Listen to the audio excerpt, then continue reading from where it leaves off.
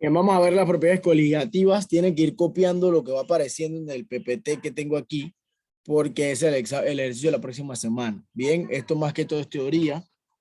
La parte práctica no la voy a poner porque no me va a alcanzar el tiempo. Bien, pero no es algo así que diga que lo va a ver después, porque las propiedades coligativas más que todo se ven en parte teórica. Bien. Dice que las propiedades coligativas son ciertas propiedades de las soluciones, dependen de la naturaleza del soluto, color, sabor, densidad, conductividad y electricidad y viscosidad. Y otras dependen del disolvente, aunque se puede modificar por el soluto, que es la tensión superficial, índice de refracción y viscosidad. Eso debe saberlo. Si yo le pregunto cuáles son las propiedades de las soluciones, son dos propiedades. Una dependen del soluto y otra dependen del disolvente. Bien, y dentro de esas hay otras. ¿Ok? Entonces, Copiamos eso. sí. Entonces, cuando hablamos del soluto, hablamos, recuerde que es lo que nosotros echamos a la solución. Bien, el disolvente es lo que tiene mayor cantidad, siempre está en mayor proporción. Entonces, el soluto tiene que ver con el color, sabor, la densidad, la conductividad eléctrica, viscosidad y entre otras cosas, más que todo lo que es propiedades físicas. Bien, en cambio, el disolvente tiene que ver con las propiedades químicas, tensión superficial, índice de refracción. Bien, y algo de viscosidad, porque obviamente entre la misma viscosidad que tienen ocurre eso. Bien. Es una propiedad coligativa, son propiedades de las soluciones que dependen principalmente de la concentración de partículas disueltas y no de su naturaleza. Eso tiene que subrayarlo.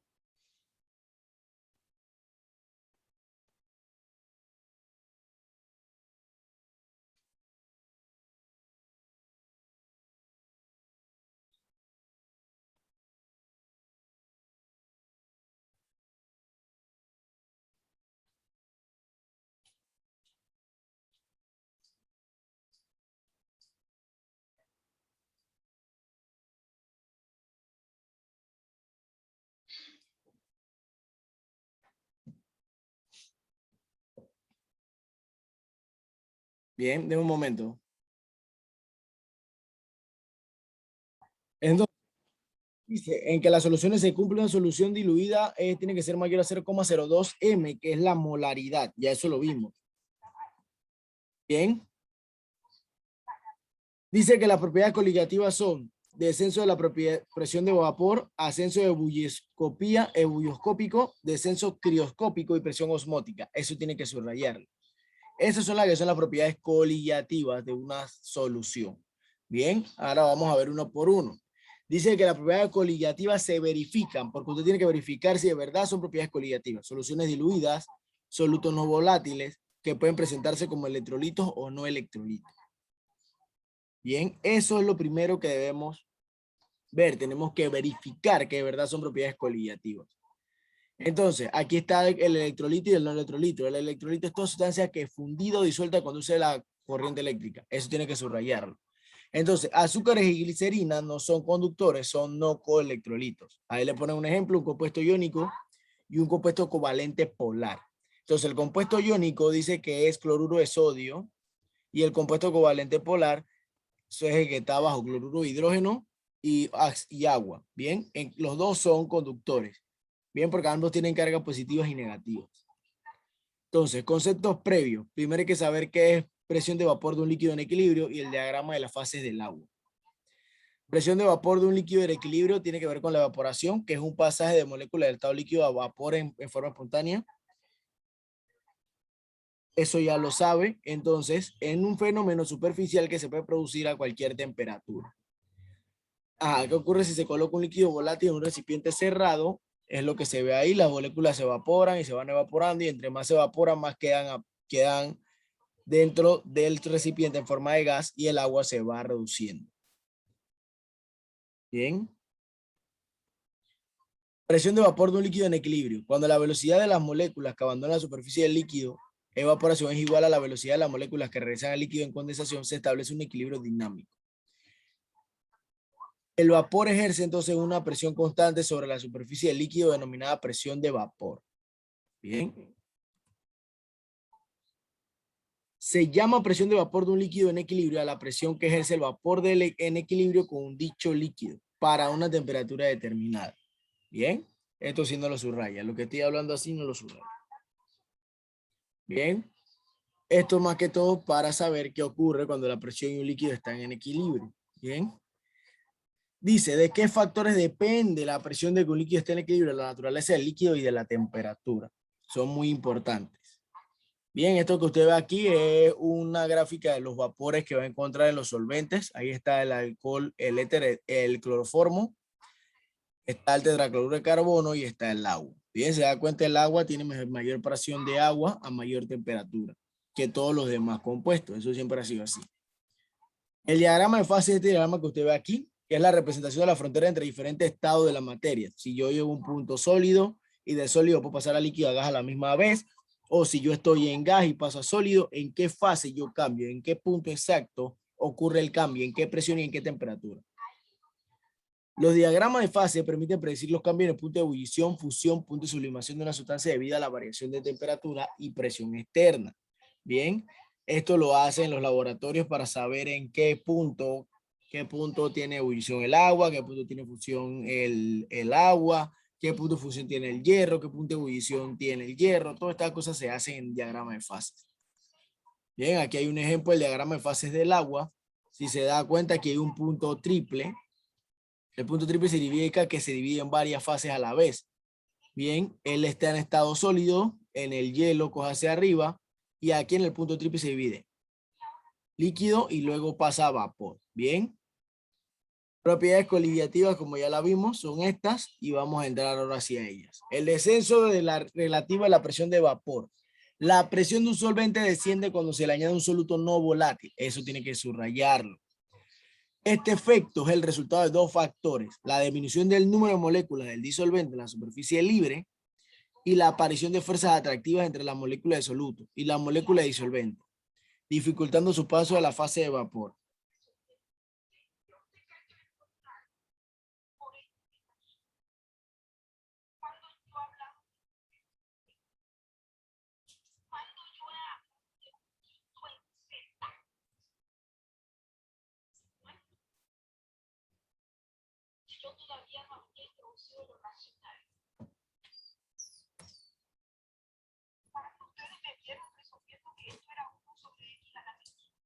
Bien, vamos aquí. Mayor presión de vapor, el agua, menor presión de vapor, esto que usted ve aquí. Todo depende de esto. Bien. La ley de Raoult. Aquí entramos en la parte de cálculo. La ley de Raoult, la presión de vapor del solvente en equilibrio con la solución es directamente proporcional a la fracción molar del solvente.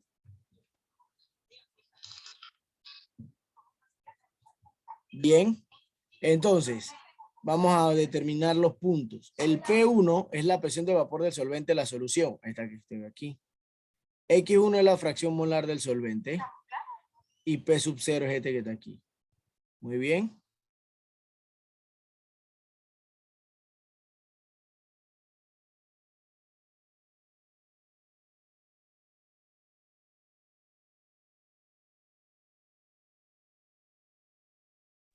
Bien. Entonces, esto que está aquí se aplica siempre y cuando se le dé esto. Bien, recuerde que la fracción molar del solvente, la fracción de molar del solvente usted la tiene que calcular. Bien, esto siempre lo calculamos.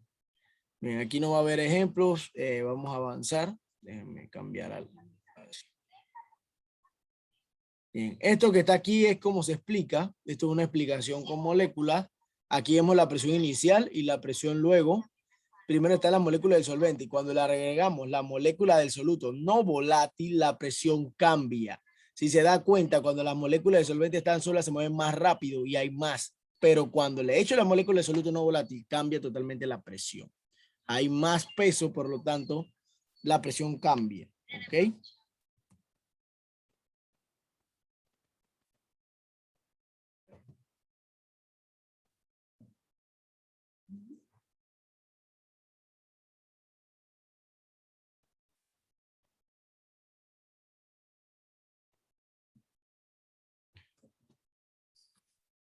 Sigo.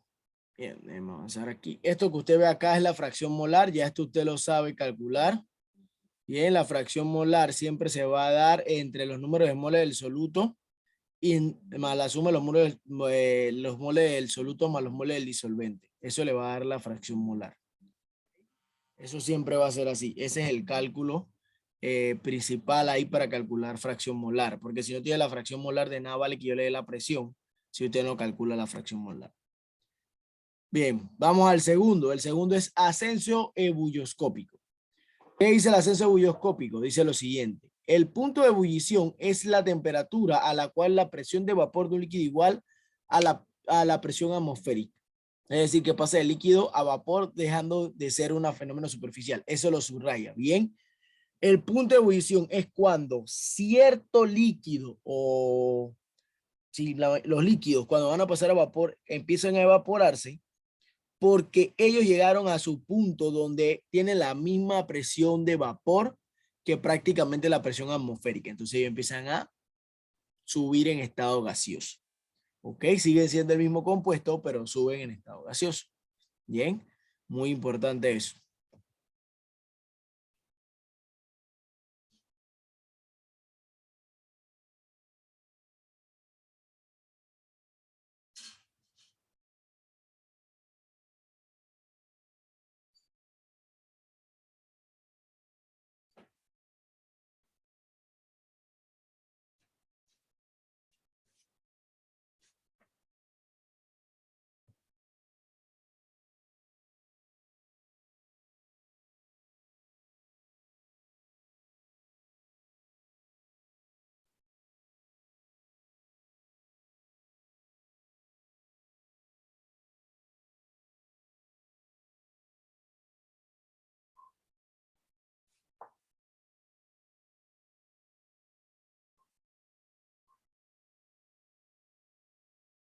Bien, seguimos. Entonces, vamos a lo que sí. Aquí van a ver los puntos de ebullición de ciertas sustancias. Perdón. La temperatura de ebullición a lo que ve ahí es 71 grados Celsius. ¿Por qué? Porque se da cuenta ya está en una montaña y está sobre el nivel del mar. Bien, cuando están al nivel del mar, la temperatura de ebullición del agua es 100 grados Celsius. Y si está por debajo del nivel del mar, entonces es 102 grados Celsius. Siempre cambia. ¿Por qué? Porque obviamente la presión en una montaña no es la misma presión que se ejerce abajo. Las personas que escalan el Everest siempre se quejan de que no tienen que llevar oxígeno porque no respiran lo suficiente. Bien. Usted ha visto los jugadores de fútbol cuando van a jugar a países como Bolivia, que son altos, o países que están por debajo del nivel del mar, les cuesta mucho. Bien, por lo menos Argentina, Chile, que está acá abajo en Sudamérica, cuando van a jugar a lugares altos, le cuesta respirar. Bien, es muy importante saber eso, ¿no? Las presiones no son iguales. Todas las presiones varían de acuerdo en el lugar donde usted se encuentre. Bien, por eso muchas veces cuando las personas viajan, llegan a lugares donde les cuesta respirar porque están por encima del nivel donde ellos viven. Entonces, le cuesta mucho adquirir oxígeno. Bien, ascenso ebulloscópico. Ya vimos que la presión de vapor de un solvente desciende cuando se le añade un soluto no volátil y que un líquido entra en ebullición cuando su presión de vapor se iguala a la presión atmosférica. Bien, eso tiene que subrayarlo. ¿Qué es el ascenso ebulloscópico? Es el aumento del punto de ebullición de un solvente ocasionado por la disolución de un soluto no volátil. Bien, esta propiedad depende de la cantidad y no del tipo de soluto. Esto que está aquí es lo que copia. Esto que está aquí, ¿ven?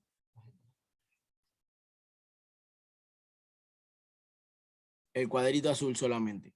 Cópialo, cuando termine de copiarlo me avisa.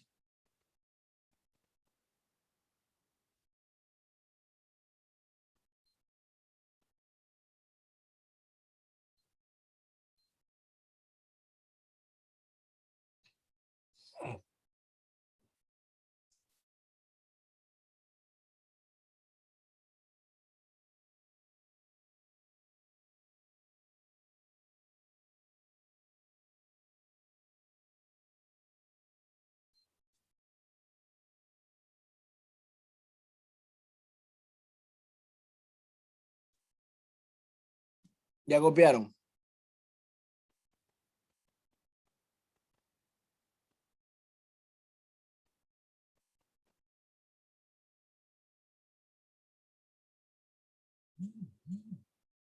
Bien, avanzo. Borrar eso.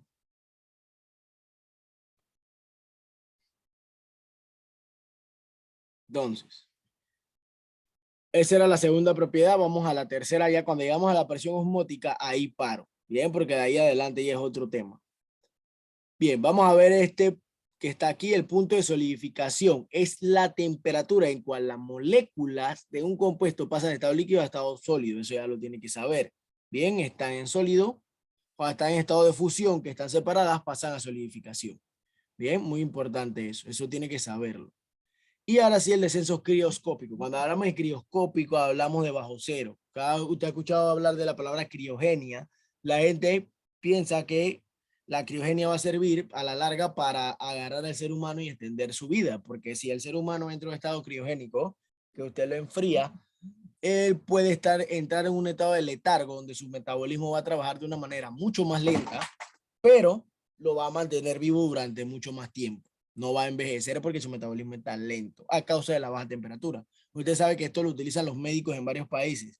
Cuando una persona no soporta la anestesia o su temperatura está muy elevada a causa de algunos órganos, ellos tienen unas mantas que se lo ponen y hace que la persona entre prácticamente en un estado que está a punto de morir para poder operarlo o mantenerlo con vida hasta que encuentren una solución.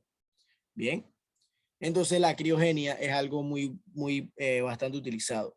Descenso crioscópico. Se denomina descenso crioscópico a la disminución de temperatura de congelación que experimenta una solución con respecto al solvente puro. Bien, es decir que si yo he hecho algo en un soluto y un disolvente, los voy a mezclar y el disolvente baja su temperatura a causa del soluto, ahí es donde ocurre un descenso crioscópico. Aquí está la fase del agua, el ascenso de bulloscópico está aquí, el crioscópico debería estar más abajo. Ahí está más abajo. Como le digo, de cero hacia atrás. El descenso crioscópico en la naturaleza. En el Ártico y en la Antártida el agua se encuentra en estado líquido a pesar de encontrarse a temperaturas inferiores a 0 grados Celsius. No se ve congelado, está en 0 grados Celsius, pero hay agua. Bien. ¿Por qué hay agua? Porque obviamente no hay nada que lo haga hacer más frío. Cuando ya es más frío se vuelve hielo. Bien, ahí es donde entra el detalle. Todos pensamos que cuando el agua llega a 0 grados es que se congeló. No, hay lugares donde no pasa eso. Como le digo, todo va a depender de la presión atmosférica donde esté, en qué región del mundo usted se encuentra. Bien. Los huevos de oruga Malacosoma o Americanium, 35% de glicerola. Eso también está en estado crioscópico. Bien, ellos se mantienen así fríos durante un tiempo. La rana utiliza el urea y la glucosa. ¿Por qué ponen a la rana? La rana cuando hace mucho frío, ella entra en estado de letargo, que casi está muerta. ¿Para qué? Para pasar el invierno. Lo hacen en Estados Unidos, lo hacen en los países donde hay 4 estaciones. ¿Por qué? Porque ella tiene que mantenerse viva. Ella no tiene piel, ella no inverna, pero entra en estado de letargo. Baja su temperatura tanto que cuando las personas lo ven piensan que la rana está muerta. Cuando llega la primavera, todas esas ranas se reaniman y siguen su vida normal. Bien. Y eso también sirve como un mecanismo de defensa y sirve para mantenerse vivo durante el invierno. Bien. Es la adaptación que ellas obtuvieron a lo largo de su vida. Bien, la especie del género Notoniode, proteínas hasta menos 8 grados Celsius. Bien, este pez consume proteínas o lo que come lo come bastante frío. Tiene que estar a menos 8 grados Celsius para poder mantenerse vivo. Bien, avanzo. La fertilización N es susceptible al daño por heladas. Esto es otra cosa. Esto es una manera de la agricultura. Recuerda que hay países donde el frío no es constante, ¿no? Islandia, Finlandia, lugares donde el invierno dura más que el verano. Y la luz dura mucho menos que la noche. Entonces, ¿qué ocurre? Este tipo de fertilización N ayuda a que no se dañe la vegetación por las causas de los fríos. Los mantiene constantemente vivos. Es muy importante eso. Bien, la criogenia, como le digo, ha servido muchísimo para ayudar al hombre. Bien, los anticongelantes, usted lo ha visto, su papá si tiene carro, tiene que echarle anticongelante, que es lo que nosotros llamamos coolant al carro.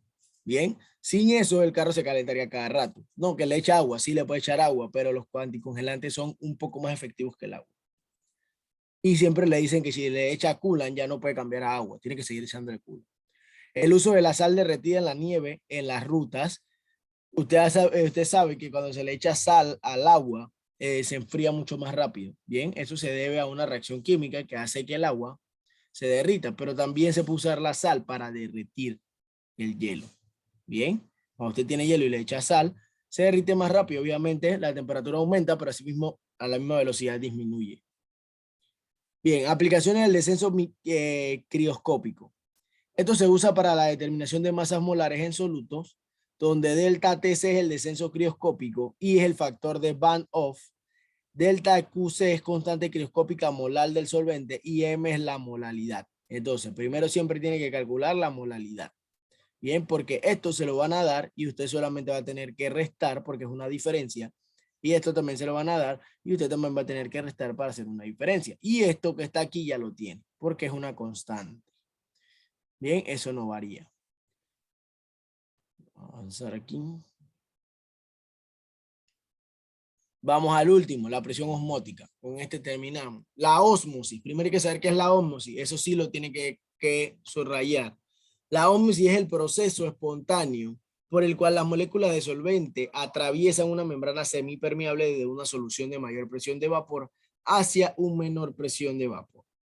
Bien, muy importante eso. Es cuando el solvente atraviesa la membrana semipermeable de una solución de presión mayor hacia una menor. La ósmosis ocurre en su cuerpo a diario.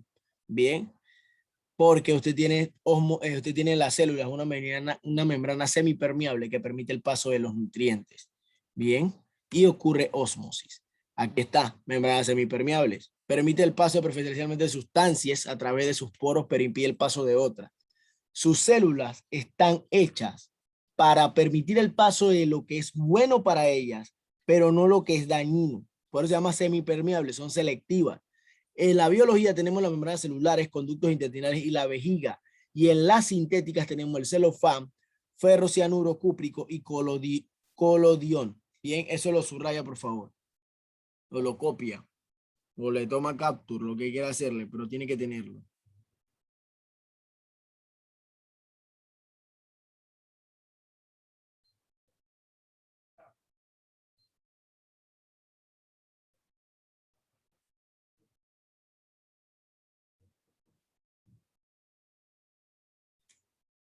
Bien, avanzo. ¿Qué ocurre en el proceso de ósmosis?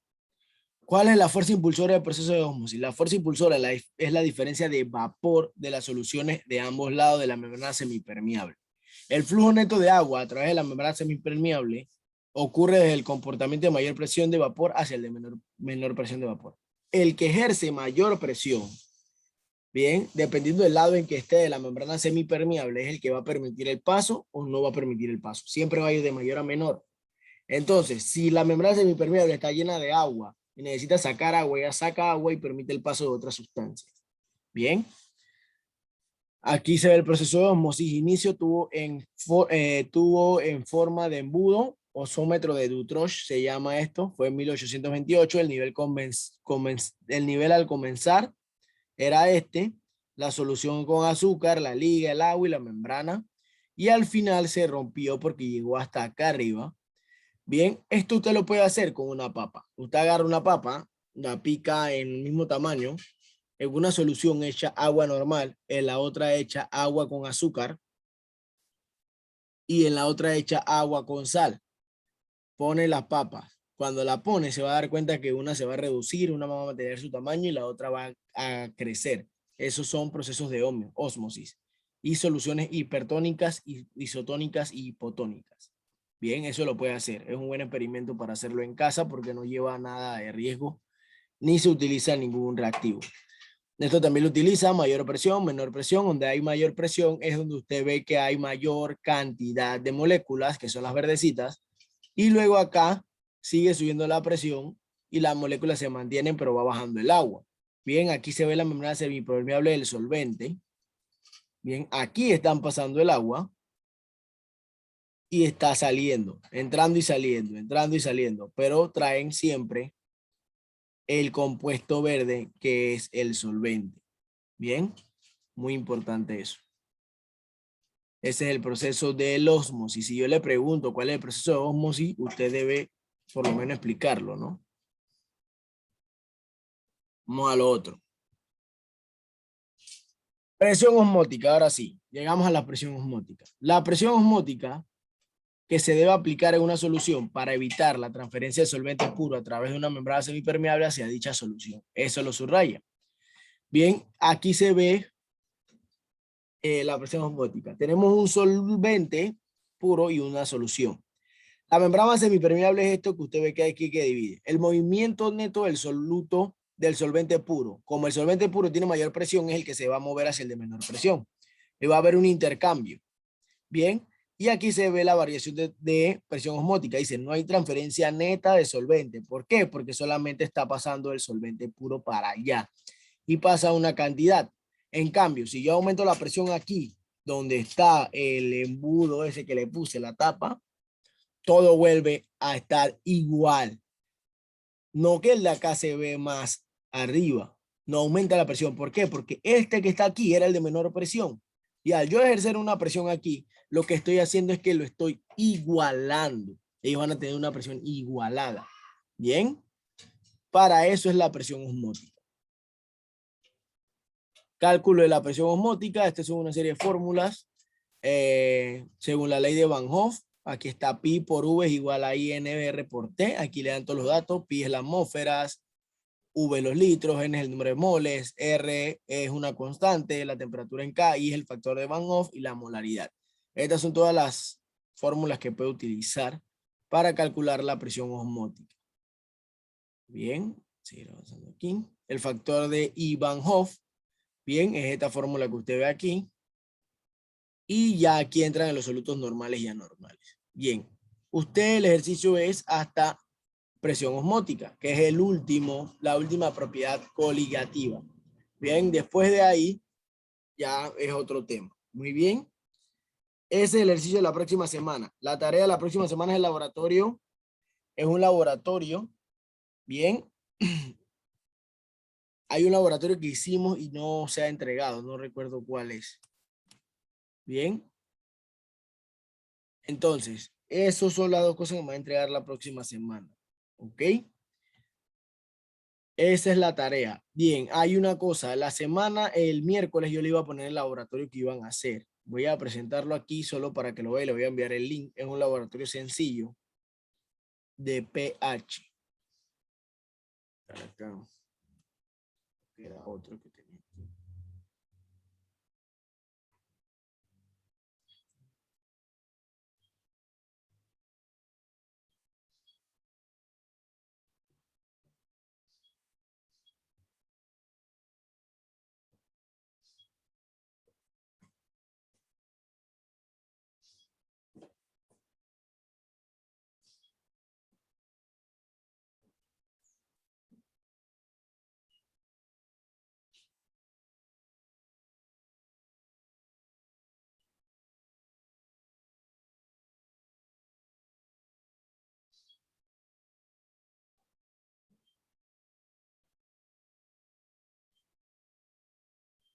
Bien, se lo voy a presentar aquí rapidito. Este es el laboratorio que me van a entregar. Déjenme copiar esto. Este laboratorio lo único que usted va a hacer es valorizar esto que yo tengo acá. Usted va a ir por pares. H2 y H2. Ahí ve que están en 0. Usted va a probar primero el aluminio 3 con el H. Bien. Pero acá abajo hay una tabla que le dice quién va con quién. Usted va a mezclar esto que están aquí y luego va a mezclar lo que está en la segunda. ¿Usted qué me va a decir? ¿Cuánto le dio el voltaje aquí en el voltímetro que se ve aquí? Aquí, en el voltímetro que se ve aquí. ¿Ok? Entonces, si yo agarro y vamos a darle un ejemplo, me ponen este que está aquí, H2, y me dice que lo ponga con el aluminio, ahí va a haber un cambio. Ahí me dio -3, -2, -2.2. me da ahí. Eso usted lo pone, menos 2.2 voltios, me lo escribe en la tablita. Tiene que hacerme 2 tablas, que son las tablas que están aquí. Déjenme pasarle en el chat. Este es el link para el laboratorio que me tienen que entregar la próxima semana. Bien, hace las 2 tablitas, hace la primera de los potenciales normales de reducción. Ahí le dice, déjenme borrar. Bien, y luego hace los que están aquí. Bien. Acá abajo hay otros, son 3 tablas, perdón, y esta que está acá. La parte E no la hace, hace de la parte A, B y C. Bien, serían 3 tablas que usted va a utilizar los que está aquí. Bien, H con H, aluminio con aluminio. Bien, que son los normales. Bien, usted lo va a mezclar con lo que le pida la tabla. Bien, ese es el laboratorio. Déjenme dejar de compartir. Listo, muchachos, pues pueden salir. Ya yo tomé la asistencia. Bien, nos vemos. No, profe.